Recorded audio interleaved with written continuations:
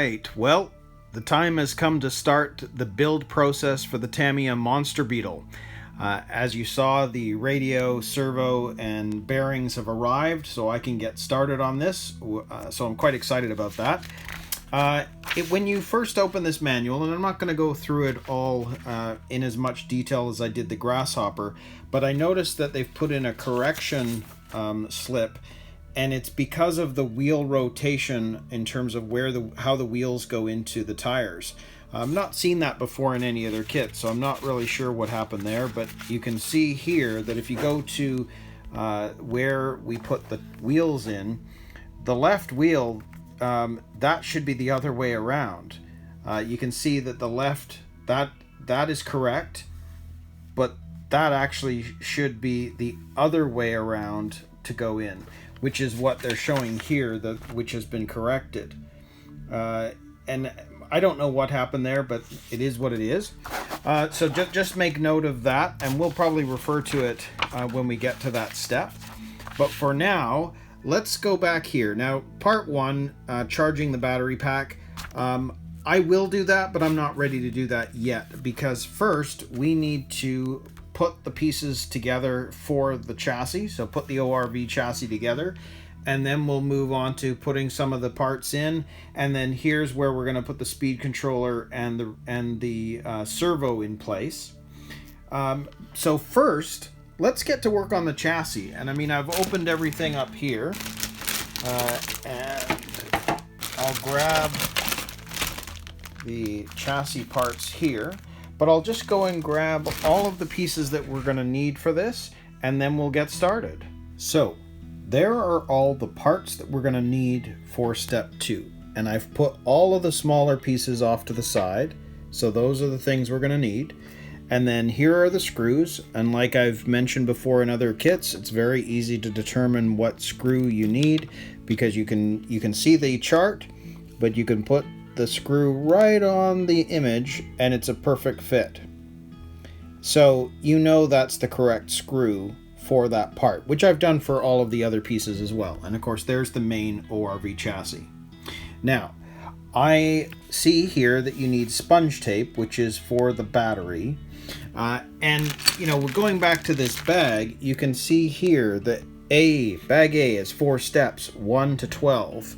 So you know that everything in this bag here is designed for the first 12 steps. Now, of course, with that piece there, there's 2 sizes in here. So, you know, again, well, how do you know you've got the right thing? Well, one, because it's a sponge tape, you know it's thicker. But the other thing is, if you put this onto the image itself, you know it's a perfect fit. So you know you've got to cut it to size. So I've already done that with this small piece right here, and that's all cut to size. So we are ready to go to start putting this together. So I'll go ahead and do that right now. So first of all, they're asking you to start with this side of the chassis, which is that. So you just have to match it to it. And you can see here, there's the 2 little metal pieces that we had. So we'll take these and you put in the, or is it this one here? You're going to actually insert those into there. And same with the other one. So they're in like that. And then there's the red piece here, and you can see that there's one way or the other, and you can see it looks like the marks they want on facing up. See how it's smooth on one side, and it's the sort of like the back side. So building it this way, they want the back side in there. So we'll just make sure that is in there. So there's that part. And then you've got this piece here, which is going to fit here, and then we're going to screw it in. And you can see that there's going to be the 2 BA5 screws, which was these bigger ones. So we'll put those in.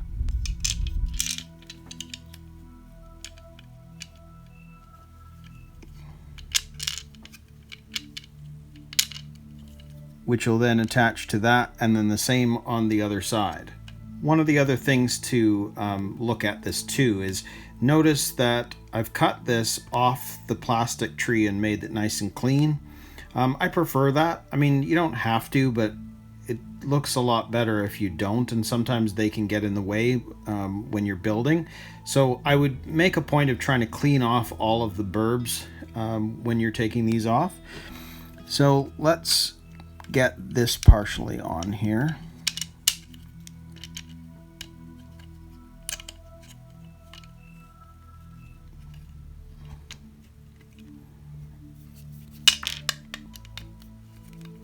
And I'm not going to screw this in tight to begin with.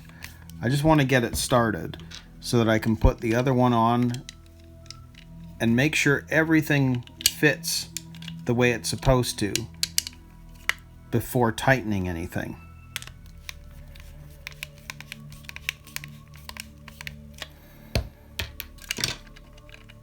Yeah, which is fine. So because those two seem to be solid, I'm going to screw these in now all the way.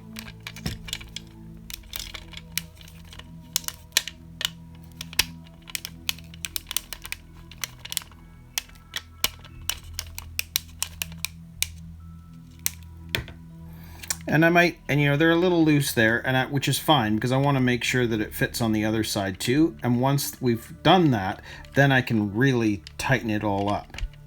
So then once we have that, then there's this one here, which is going to go down at the bottom. And you're going to use the BA2 screw, which is the smaller one. So we know that that's going to go into the bottom there.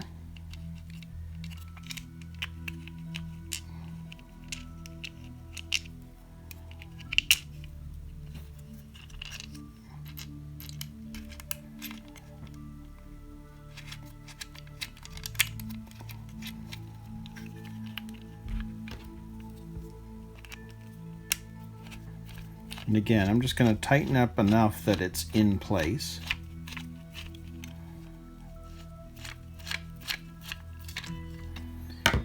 There we go.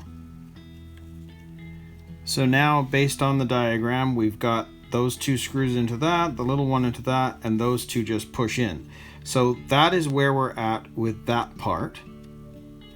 So now we can move on to that second half. So let's put this on now, because we know that's got to go on here, and we can't put the two pieces together without that being in there. So let's take this, do the double-sided tape, and put it in place.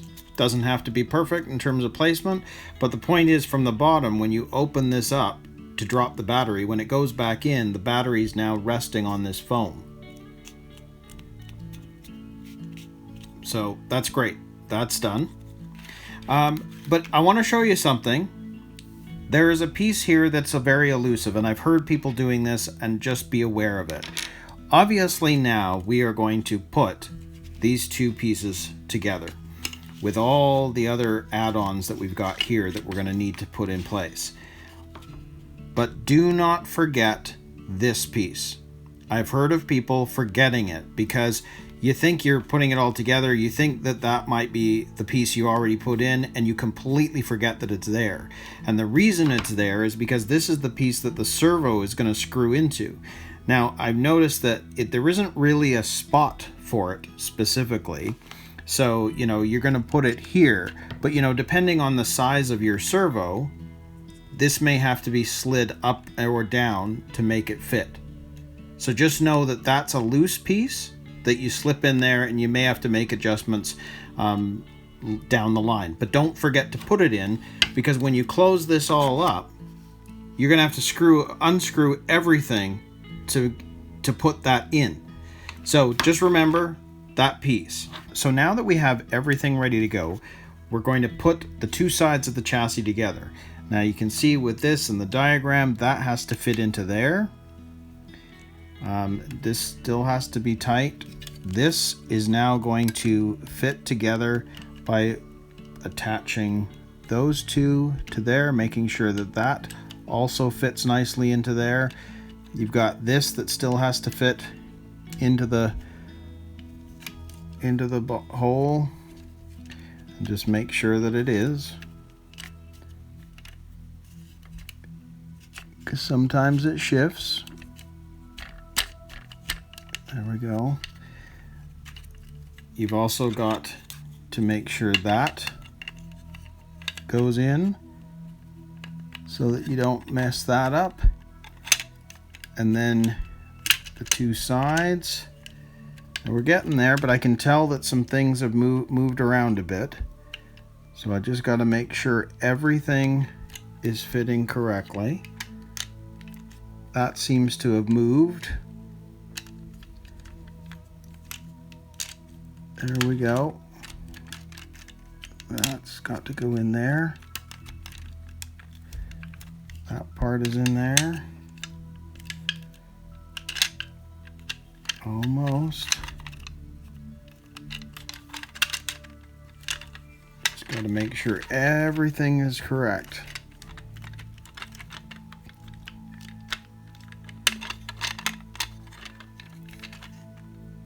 I think everything is in place now. So all of this can now be screwed together. So I'll just go ahead and do that and then make sure it's all nice and tight. Okay, so I have now tightened everything down. You had the two screws like we did before. There's two on the other side. And then of course the screw that was here, that's also been tightened down. And simply by putting those together, it creates the tightening on either side. And you can see that once that's flipped over the way it's supposed to be, the servo is going to fit on the black and this. So this piece is going to be adjustable, which you can slide back and forth depending on how your servo is, what brand, etc. Now this you can see is loose, which is fine because on the next step, this is where we're going to put in the suspension pieces. So once you've done that, this will all get tightened together. But as a whole, there is your ORV chassis.